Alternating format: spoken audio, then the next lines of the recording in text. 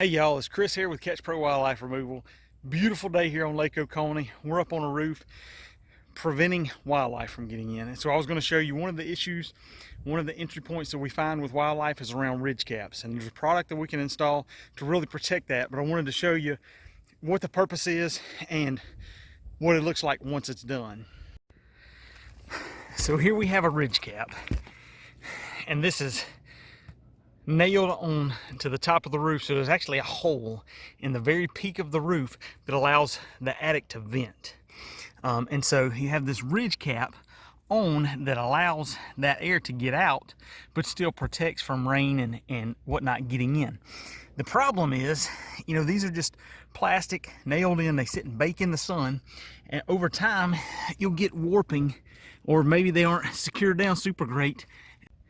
And you'll notice areas like this where there's a little bit of it that's kind of up, this bowed up.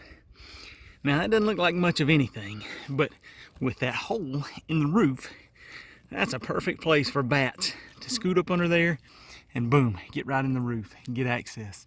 And like I said, it's not that anything was installed wrong. It's just over time, just the way that product flexes and bows.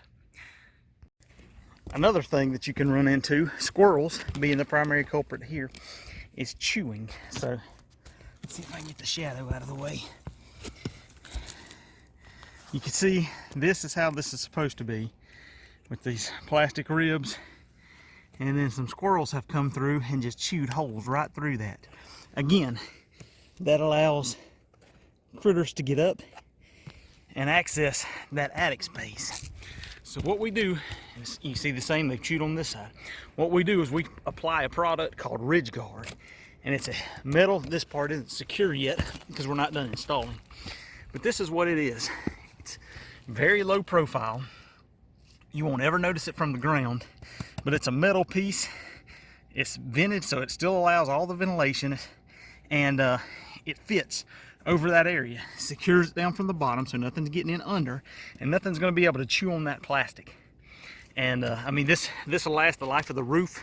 If you have your roof replaced, if this is done correctly, you can pull it up and reinstall it on a new roof. It's just a really quality product, and really goes a long way in helping the critters keep them out.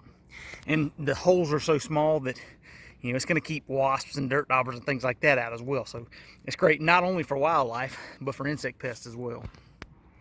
Now it seems kind of strange, why would a squirrel be chewing on this right here? Outside of the fact that squirrels just tend to chew. Their teeth never stop growing, so they're always chewing on something. They have to be chewing on something. But one of the things that attracts any kind of wildlife into an attic or a house is airflow. And so exactly what this is designed to do is let the attic air come up and out, and those animals can sense, they can feel that airflow.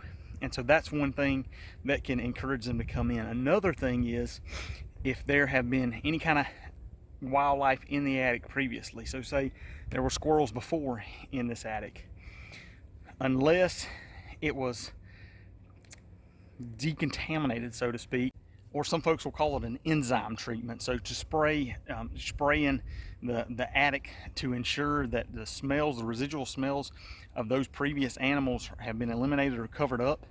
Then what can happen is the squirrel comes in, he's running along here, all of a sudden he starts smelling squirrel coming out of this vent, and there's another reason that might encourage him to try to get inside the house. So that's when we find wildlife entry points, the wildlife find it because there's a little gap that they can feel that airflow, or they can smell another animal in there, or a previous animal in there.